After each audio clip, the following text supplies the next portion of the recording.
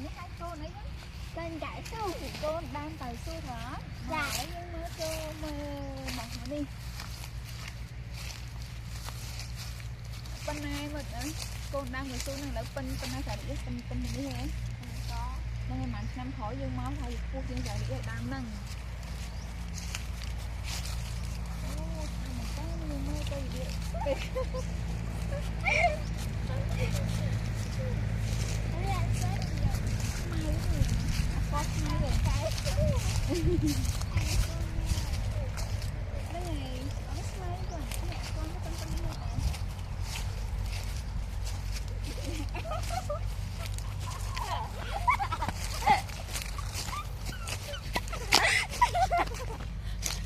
cho mình có nghe đi ban Mali là đang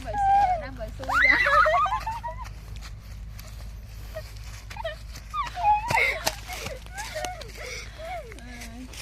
cảm ơn bye bye tại giờ đi đấy nữa nè đấy lên là tôi mà miên này